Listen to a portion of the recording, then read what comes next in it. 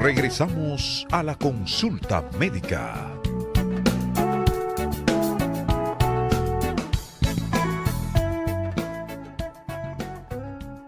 Bueno, ahí vemos un resumen prácticamente bien apretado de todo lo que tiene que ver con este órgano, doctora, pero me gustaría como detallar cada uno de estos aspectos para información de nuestros televidentes. ¿Cuáles son los trastornos más comunes que se producen en este órgano? O sea, la glándula tiroides puede dejar de funcionar, como muy bien lo vieron en el video, y a eso le llamamos hipotiroidismo. El hipotiroidismo es una disminución de la síntesis y secreción de las hormonas tiroideas, que es el trastorno más común que se presenta en la glándula. Es más común en las mujeres. La mayoría de los trastornos de la glándula tiroides son más común en las mujeres y se hacen más frecuentes a medida que envejecemos. O sea, luego de la menopausia se hace más prevalente ese trastorno, pasando desde un 7%, 15%, hasta un 20% de las mujeres luego de la menopausia pueden presentar hipotiroidismo subclínico. Es bien alto el número. ¿Y por qué a las mujeres de manera específica? Es como si la tiroides fuese mujer, pero la mayoría... Es como el tema de la próstata en el hombre. Pero en este caso tenemos ambos, claro, hombres y mujeres. Entonces, el hipotiroidismo puede cursar esos estadios subclínicos o leve en donde el paciente no tiene manifestaciones clínicas evidentes, sino que resulta de un hallazgo de laboratorio, va al médico por un chequeo, le hacen un perfil tiroideo y le encuentran elevados los niveles de TSH, de sus siglas en inglés, Thyroid Stimulating Hormone, TSH, y niveles normales de T4 y T3 libre. En ese caso, cuando la tiroides no produce la cantidad de hormonas que debe producir, pero cuando es todo lo contrario, cuando produce demasiado. En exceso es lo que llamamos hipertiroidismo. No es tan frecuente como el hipotiroidismo, pero sí hay que hacer el diagnóstico temprano porque es más devastador las consecuencias del hipertiroidismo si no se trata. ¿Cuáles son las señales para ambos casos, tanto para hipotiroidismo e hipertiroidismo? En el caso del hipotiroidismo, como bien se mencionó ya, el paciente tiene fatiga, debilidad, mucho sueño, constipación, puede tener bradicardia, dificultad para perder peso, trastornos menstruales en el caso de la mujer, infertilidad en algunos casos, y en general en eso es que se basa, intolerancia al frío. O sea que en el caso de una mujer que se le determinado infértil, hay que buscarle. Puede que sea una causa de la glándula tiroides, ¿no? Puede ser por hipotiroidismo. Oiga, mire, usted ve, o sea, definitivamente sí hay una relación muy directa. Y en el caso del hipertiroidismo, ¿cuáles son las...? Es todo lo contrario, el paciente va a estar más hiperactivo, más acelerado, ¿verdad? Taquicardia, nerviosismo, no va a dormir, va a perder peso, puede tener diarrea y puede tener, si es la causa más común del hipertiroidismo, que es la enfermedad de Graves, se puede acompañar por exoftalmos, que es una proptosis de los ojos. Eso es cuando parece cuando esas personas que tienen... inmunológica, cuando es la enfermedad de Graves, se llama, que la se causa del manifiesta en hipertiroidismo. los ojos cuando se ven los ojos brotados de las personas. Espantado, o sea que también eso, bueno, son síntomas muy característicos, ¿no? A veces se confunden los familiares porque al paciente estar como hiperactivo, hablando demasiado, nervioso, y lo llevan a consultas psiquiátricas o psicológicas, pero en realidad son referidos a nuestra consulta luego, interconsultados, porque es por el hipertiroidismo que están así, no duermen, nervioso, con taquicardia, hablando mucho. O sea que puede afectar el corazón también. Claro, porque esas son una de las funciones, pero como ahora va a estar exagerada la cantidad de hormonas tiroideas, entonces el paciente... Todo esto tiene que ver con el metabolismo, ¿verdad?, del cuerpo, el ser humano, por ende... por ejemplo, las manifestaciones en materia de género, ya usted dice que la mujer es más propensa. Y en el tema de las edades, los niños, los jóvenes y los adultos envejecientes tienen la misma, el mismo nivel de capacidad, ¿verdad?, de desarrollar algún problema. O sea, puede aparecer a cualquier edad. Los trastornos de hipotiroidismo son más común en la población envejeciente. en los mayores. Ujú. Pero en el caso de los niños, lo importante es detectarlo a tiempo para evitar el trastorno del retraso mental y el desarrollo corporal, crecimiento. Y en las mujeres, porque puede afectar todo lo que es su reproductividad en todas las etapas de la vida, además de las manifestaciones que ella presenta. Doctora, tenemos algunas preguntas. Nosotros este programa siempre compartimos con las inquietudes de ustedes, nuestros amables amigos y amigas que nos acompañan en esta consulta médica. Tenemos una pregunta del doctor José Mendoza y vamos a escuchar esta pregunta para ver su respuesta luego. Adelante. Doctora, en un ser humano, ¿a qué edad más o menos se manifiestan los síntomas de la tiroides? Yo que tengo 64 años, ¿cómo puedo yo detectar cuáles son esos síntomas? ¿Qué actitud debo tomar y cuál es la parte preventiva, que es lo más importante para un ser humano? Es excelente la pregunta. En realidad no hay un consenso de que se haga un screening general a la población.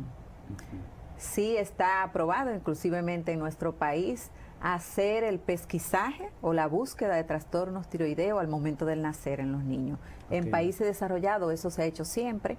¿Por qué? Porque el detectar un hipotiroidismo congénito es prevenir una persona con un retraso mental. Porque tratándolo con hormonas tiroideas no va a tener retraso mental, lo podemos prevenir, y es una persona que se va a poder incorporar a la vida normal. De no detectarlo, entonces va a tener retraso mental, retraso del crecimiento, entonces va a tener esa discapacidad. Ahora, algunas asociaciones internacionales, como la ATA, sí recomienda que las mujeres en edad fértil, más de 35 años, sí se le busquen trastornos tiroideos. Y en Europa, a las mujeres envejecientes, a la mayoría, les recomiendan que le busquen disfunción tiroidea. Pero los ingleses, que son, diría, más prácticos, dice que no es costo efectivo andar haciéndole pesquisaje a todo el mundo. Entonces, la recomendación para los colegas y para los pacientes es que sí se busque cuando existen o existan condiciones en que usted se vaya a beneficiar de diagnosticarle un trastorno tiroideo. ¿En qué contexto? Si por ecografía le encontraron un nódulo, o si usted tiene un trastorno con el colesterol, o usted está siendo manejado por otras patologías, entonces no está de más que le hagan un perfil tiroideo, porque esto ayudaría a encontrar la explicación de lo que le está pasando ahora o a mejorar la intervención que le están dando. Muy bien, yo creo que está bastante claro y incluso yo me atrevería a abundar y preguntar mi inquietud. Entonces, ya dijimos que todos los órganos del cuerpo humano, el ser humano, está relacionado con la tiroides. Con la función de las glándulas. Definitivamente, necesariamente, los médicos deben de investigan la tiroides cada vez que tienen un problema de alguno de los órganos, de los demás órganos. ¿Por lo regular? Regularmente. La mayoría de los endocrinólogos tenemos como base que tenemos que hacer medicina interna previa. Entonces, eso nos ayuda que si el paciente viene, pues, aunque venga por otra condición u otra patología, entonces ahí le hacemos la búsqueda de trastornos tiroideos. Muy bien, doctora. Hoy estamos en esta presencia muy agradable de la doctora Jacqueline Díaz. Ella es presidenta de la Sociedad Dominicana de Endocrinología y Nutrición. Y también vamos a hacer una pausa y vamos a seguir contestando estas inquietudes que ustedes tienen en esta consulta médica de hoy. Usted está en sintonía con la consulta médica.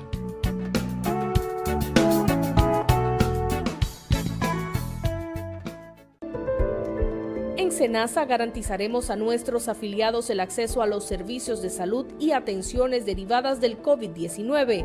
Hemos tomado medidas. Ampliamos los servicios de programación de citas para mayores de 60 años que requieran visitar las oficinas. Retiramos el personal de los centros de atención en hospitales y clínicas a nivel nacional. Reforzamos las medidas de higiene para garantizar la salud de nuestros colaboradores y usuarios. Utiliza el app Senasa, los centros de llamadas y el sistema de mensaje automatizado. Para más información, visita nuestras redes sociales o la web www.arssenasa.gov.do. Senasa, nuestra ganancia es tu salud.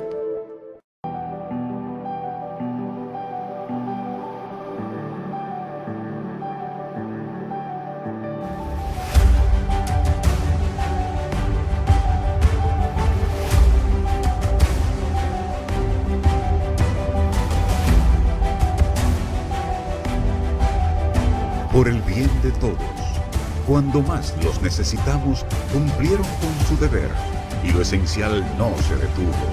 Ahora es nuestro deber decidir el futuro de nuestro país, porque para la democracia todos somos esenciales. Este 5 de julio, vota en las elecciones extraordinarias presidenciales y congresuales. Junto a ti, la democracia no se detiene. Junta Central Electoral.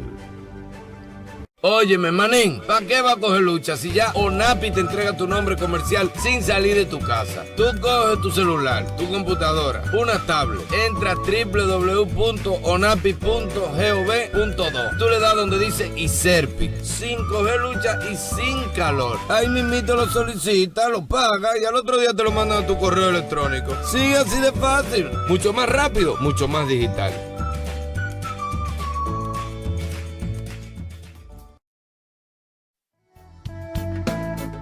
Regresamos a la consulta médica.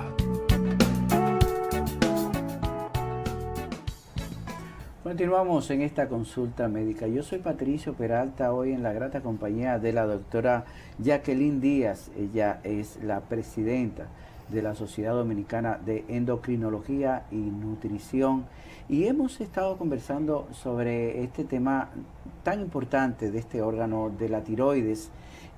Precisamente incluso estamos en la celebración durante toda esta semana del Día Internacional de la Tiroides. Por eso hemos decidido dedicarle este programa a este tema tan importante, y hablábamos en el segmento anterior de las distintas manifestaciones, alteraciones de esta glándula. Nos decía la doctora algunas manifestaciones como el hipotiroidismo y el hipertiroidismo. O sea, si usted tiene metabolismo lento, si tiene aumento de peso injustificado, caída de pelo, infertilidad, usted me corrige, doctora, porque usted es la que sabe de esto, no soy yo. Y cuando es hipertiroidismo, usted decía que es la más común. No, la más común es el hipotiroidismo. Y la manifestación del hipertiroidismo, el metabolismo, lo contrario, acelerado, ¿verdad? Pérdida que se presenta de peso, nerviosismo. Con pérdida de peso, exactamente. La frecuencia cardíaca es importante taquicardia. También. Nos dijo, una persona nos pregunta precisamente sobre estas manifestaciones y dice que presenta un calor muy excesivo, que si eso puede ser parte de estas manifestaciones. Sí, cuando tienen hipertiroidismo pueden presentar intolerancia al calor, hiperhidrosis, mucha sudoración, porque el metabolismo está muy acelerado. Estas personas que sudan las manos, por ejemplo, eso puede ser otro trastorno. ¿Qué otro trastorno presenta, aparte de estos dos que hemos mencionado? La glándula tiroides. En la glándula tiroides podemos encontrar también nódulos tiroideos, que cuando es por palpación, el porciento de la gente en la que lo encontramos es de un 4 a un 7%. Pero si es con sonografía, que cada vez es más utilizada, porque es un método diagnóstico de bajo costo y de acceso fácil a la población, eso aumenta hasta un 65%. O sea que el hallazgo se hace mayor cuando es por sonografía, porque puede identificar nódulos que no son palpables, pequeños, de menos de 1 centímetro. También la glándula puede ser afectada por inflamaciones agudas, infecciosas, subagudas, inmunológicas, dolorosas o fibrosas. Entonces tenemos varios tipos de tiroiditis que son inflamación de la glándula tiroides. Entonces eso también, esa inflamación puede cursar con alteraciones de la glándula de tipo transitoria, va a ser transitoria si el médico detecta que es una tiroiditis y la trata adecuadamente.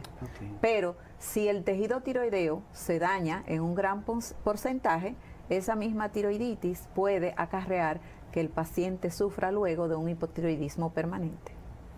Ok, perfectamente entendido. Y por último, luego de los el nódulos, bocio tiene, lo que conocemos como bocio, tiene que ver con esas alteraciones que el usted bocio mencionó. lo único que significa es un aumento del tamaño de la glándula tiroides. Ya. Eso es lo que se llama bocio. Bocio Ok. significa aumento del tamaño de la glándula tiroides. Pero si Entonces, es una manifestación... Pudiese acompañar, por ejemplo, un hipotiroidismo, pero también puede acompañar al hipertiroidismo. Ok. Porque lo que significa es que la glándula está grande.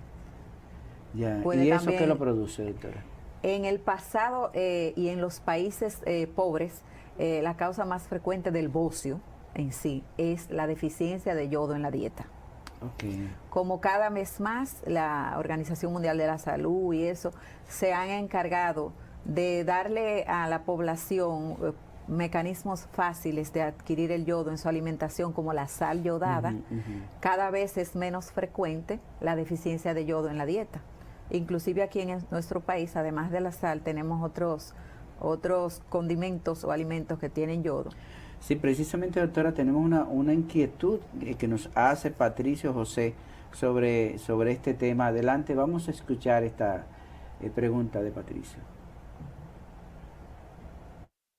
Mi pregunta es, yo he escuchado que el yodo sirve para tratar la tiroides.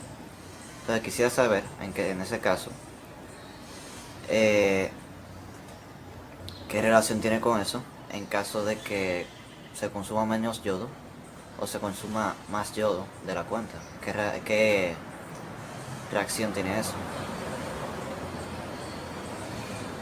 Bueno, ahí tenemos la Sí. pregunta precisamente relacionada, doctora. La materia prima con la cual la glándula tiroides forma las hormonas tiroideas es el yodo.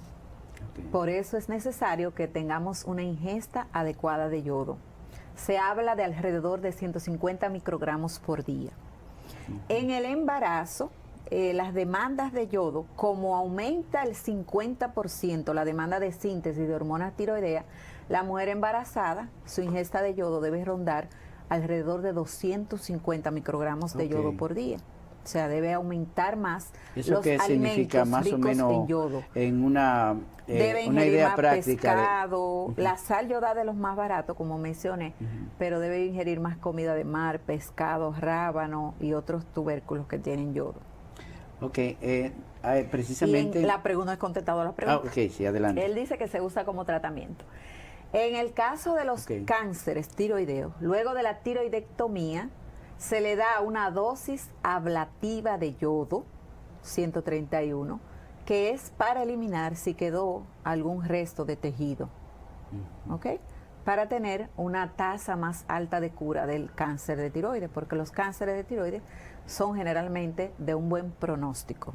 O sea, son tratados eficazmente con cirugía y yodoterapia. Y lo otro que él preguntaba, si comer menos yodo comer O más, exactamente. yodo.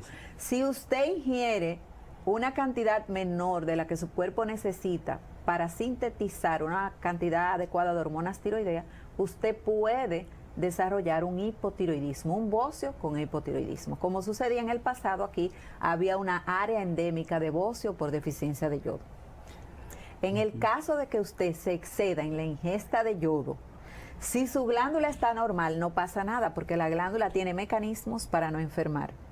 Okay. Pero si ya usted tenía trastornos en la anatomía o en la función y usted se expone a exceso de yodo, como algunos medicamentos que tienen exceso de yodo en su composición, entonces usted puede desarrollar un fenómeno que se llama de yod-based, que es un hipertiroidismo relacionado a ese exceso de yodo. Con respecto a este tema y el uso, la utilización, bueno, como parte importante para la salud de la glándula, el yodo. Una persona pregunta qué significa yodo radioactivo y qué tiene y cuáles son sus efectos secundarios. Sí, es lo que acabo de Ok, mencionar. magnífico. Es una dosis, no es una quimioterapia, ¿eh? Se le da una cantidad que puede ser 100 milicuríes, 150 milicuríes, y es para eso, para causar Tratar una el cáncer. destrucción del resto que quedó luego de la cirugía y que no haya recurrencia. Bueno, respondida esta pregunta, vamos a escuchar otras preguntas. ¿Le parece, doctora? Tenemos una pregunta de Basilio González también, que nos tiene una pregunta para este programa. Adelante. Si una persona que tiene cáncer le quitan la tiroides, ¿cuál es el tratamiento y cómo puede vivir esa persona? Esa es la pregunta, esa es mi inquietud.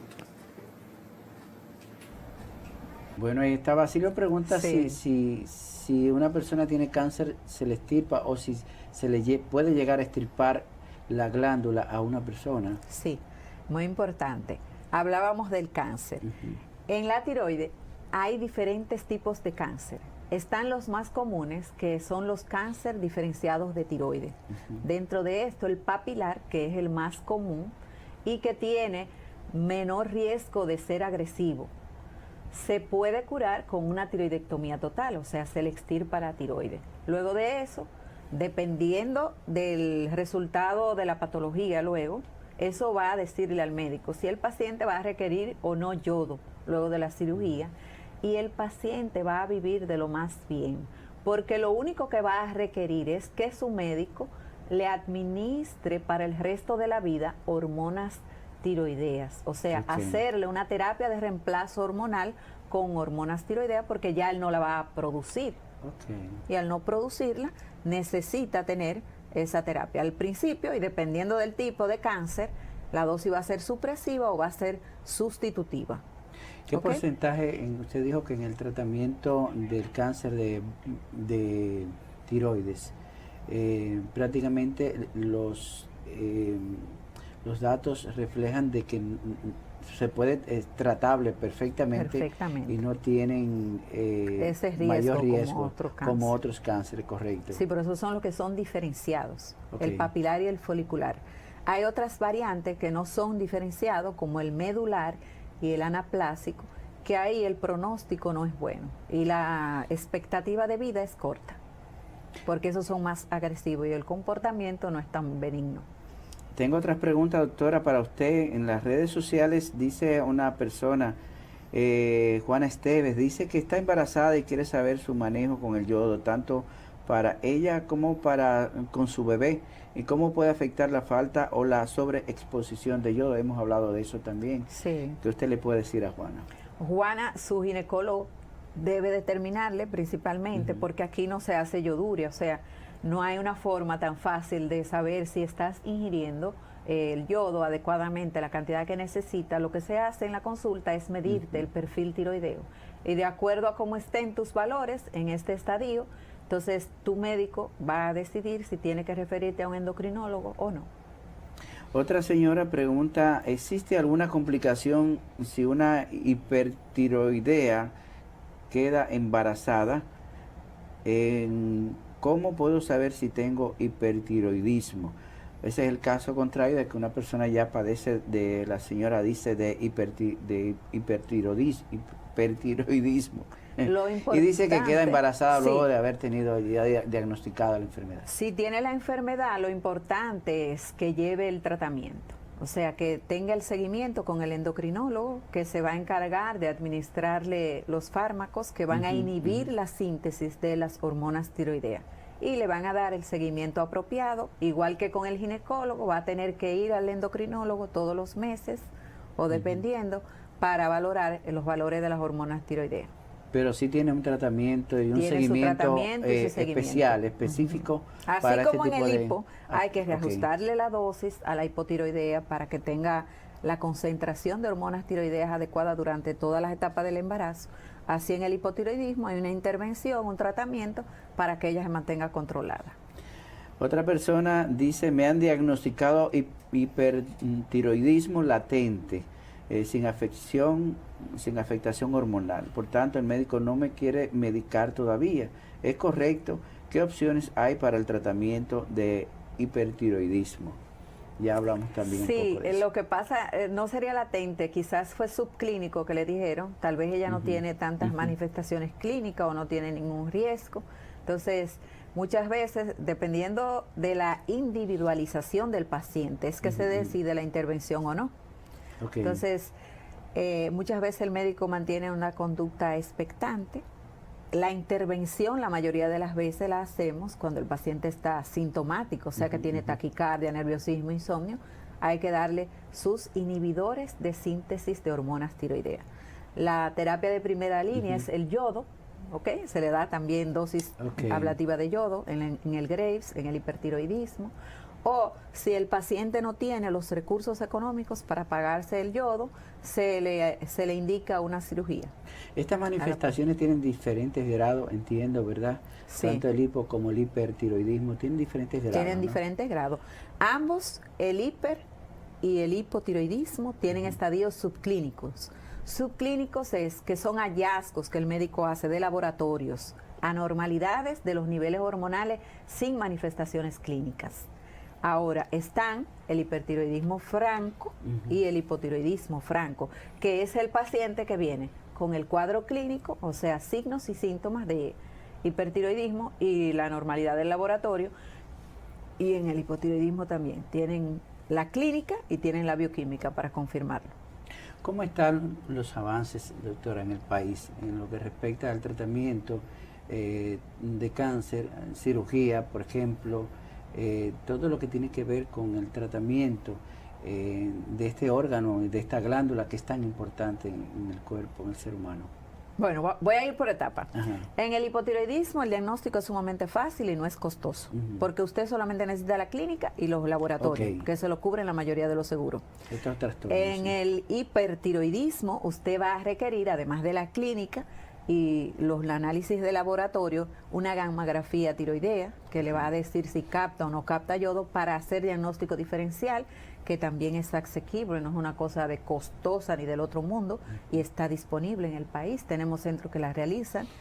Y en el caso de cánceres tiroideos, también contamos con todas las herramientas. Desde el momento que detectamos un nódulo, tenemos acceso a enviar al paciente para que se haga una biopsia aspirado con aguja fina, que nos va a dar el preliminar o la sospecha de si es un probable cáncer o no.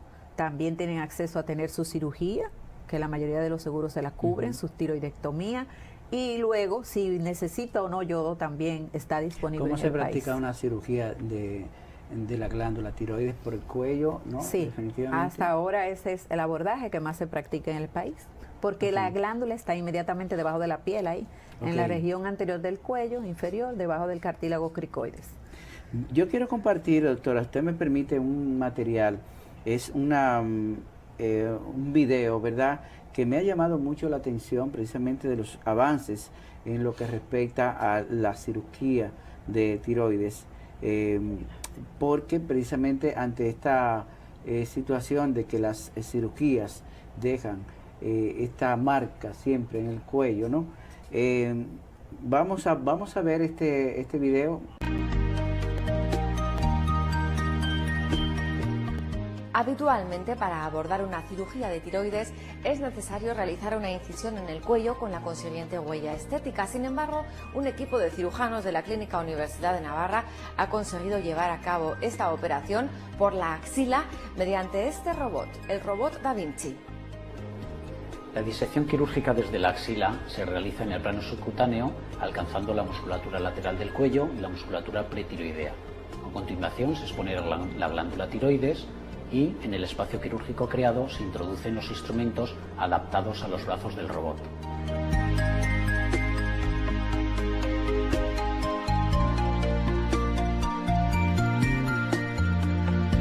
Gracias a la perfecta visualización que procura el robot, así como a la utilización de instrumentos quirúrgicos especialmente diseñados para esta cirugía, es posible llevar a cabo la exéresis de la glándula tiroides.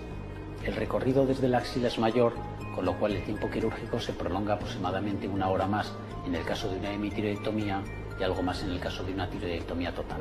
No obstante, el tiempo específico de disección de la glándula tiroides es similar tanto en la cirugía convencional como en la cirugía transaxilar, con idéntica preservación de las estructuras anatómicas adyacentes. La técnica robótica transaxilar está indicada principalmente para la extirpación del bocio nodular, necesaria debido al aumento de tamaño de la glándula tiroides originado por la presencia de nódulos en su interior. Se trata de un procedimiento especialmente ventajoso en pacientes de constitución delgada que presenten patología nodular tiroidea. Hasta el momento, un equipo quirúrgico del área de patología tiroidea de la Clínica Universidad de Navarra ha realizado esta técnica en varias ocasiones y con buenos resultados, siendo la primera vez que se practica en España. Una nueva aplicación de la cirugía robótica capaz incluso, como en este caso, de simplificar una técnica quirúrgica que supondría una gran complejidad por otros medios.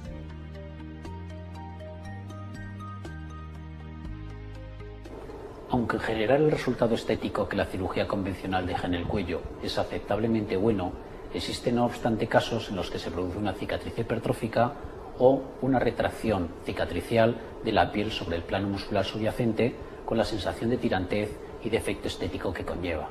Otra ventaja del robot Da Vinci en el abordaje transaxilar es que se puede realizar esta cirugía sin insuflación de gas en el cuello, a diferencia de otras técnicas endoscópicas. Esta técnica constituye un gran beneficio estético porque se evita la cicatriz cervical típica de las cirugías de tiroides convencionales. Bueno, esto es una experiencia, ¿verdad?, de médicos de la Universidad de Navarra en España. Precisamente ya ellos tienen practicando este tipo de cirugía por la axila, ¿verdad?, para la tiroides. Ya tiene unos 8 o 9 años que se está practicando en ya esos países desarrollados. Doctora, en nuestro país yo creo que también estamos muy avanzados en este tema. Y sobre todo me gustaría saber con respecto a la consulta, cómo está, qué cantidad de personas realmente en cuanto a su manejo, su experiencia, de la gente que va a la consulta, cuál es el pronóstico, cuál es el ambiente en lo que respecta a estos trastornos de la glándula tiroides. Sí, en la consulta del día a día, la patología endocrina más común que vemos es la diabetes, pero luego de la diabetes, los trastornos tiroideos son los más comúnmente vistos en la consulta de un endocrinólogo. O sea, el hipotiroidismo, los nódulos, el hipotiroidismo, todos los trastornos son los más comunes. En la sociedad, ¿qué se está haciendo? ¿Cuáles son las expectativas? Sobre todo en estos días, ¿verdad?, que estamos trabajando estos temas, ¿no? Sí, la Sociedad Dominicana de Endocrinología desde hace varios años, más de 6 o 7 años, vienen realizando campañas de concientización a la población, asistiendo tanto a programas de radio, de televisión, dándoles alarma a la población para que si tienen algún síntoma, busquen asistencia apropiada para que se le haga un diagnóstico precoz y un tratamiento oportuno. También se estuvieron realizando unos operativos en diferentes plazas comerciales años anteriores, como en Galería 360, en Ágora Mall y eso. Todos los años siempre Todos tienen los años actividades diferentes dirigidas a la población, además de las que normalmente desde los inicios de la sociedad se ha mantenido con lo que es la educación continua de los especialistas, de los endocrinólogos, en donde se mantiene al día sobre los temas más actualizados de la tiroides. En este año hemos hablado mucho de lo que es la tiroides y sus repercusiones a nivel cardiovascular. Entonces, a nivel mundial, el Día Mundial de la Tiroides se celebra el 25 de mayo. Y muchas veces tomamos todo el mes de alarma o alerta sobre los trastornos tiroideos. Y la última semana, del 23 al 30 de mayo, se celebra la Semana del Tiroides Bueno, hemos hablado, ¿verdad?, precisamente de estos síntomas, y es importante también que las personas que presenten algunos de estos síntomas, tanto del metabolismo, que se vea muy acelerada o muy retrasada, aunque muchas personas que tienen un temperamento más sosegado, más tranquilo, también no necesariamente no tiene que ver con tiroides. No tiene que ver. Pero sí es importante que cuando haya algún cambio de metabolismo en las personas también asistan a su médico, a su endocrinólogo, para que se hagan una prueba y se chequeen prácticamente este órgano. Doctora, bueno, yo estoy muy agradecido por esta presencia suya y quisiera dejarle un espacio si tiene otra información que dar. No, muchísimas gracias. Para mí ha sido un placer venir a acompañarlos y ofertar estas respuestas a la población. Bueno, hoy estuvimos con la grata presencia de la doctora Jacqueline Díaz. Ella es presidenta de la Sociedad Dominicana de Endocrinología y Nutrición. Nos vamos a despedirnos y a despedir nuestra invitada hoy. A todos ustedes, muchísimas gracias por estar con nosotros y será pues hasta otra consulta médica.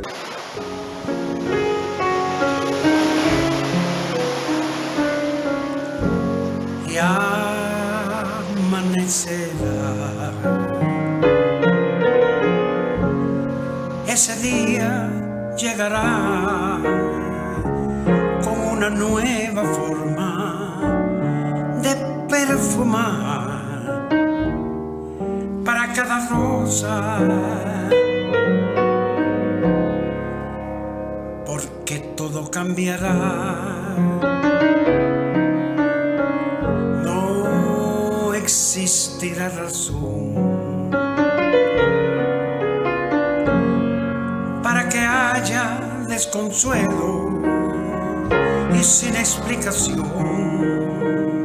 quedarán los ruegos de los que imploran,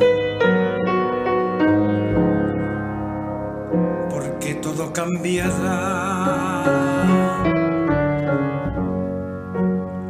Habrá una nueva versión de la palabra amor, verdadero amor, sin condiciones, porque los corazones también cambiarán.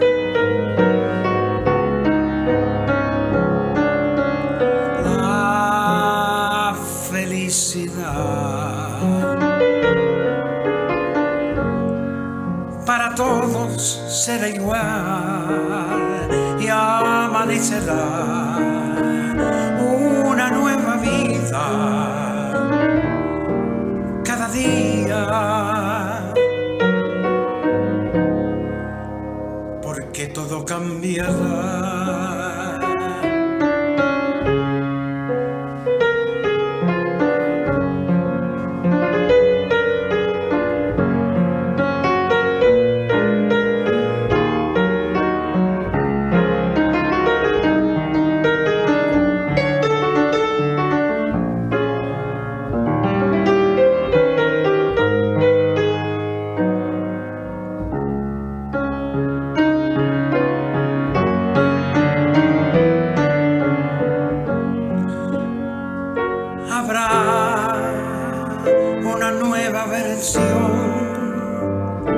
De la palabra amor, verdadero amor, sin condiciones, porque los corazones también cambiarán.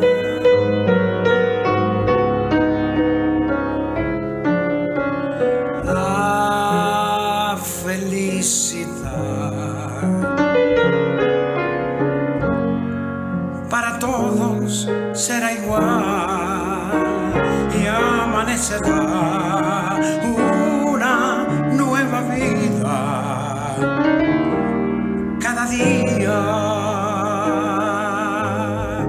porque todo cambiará, cambiará.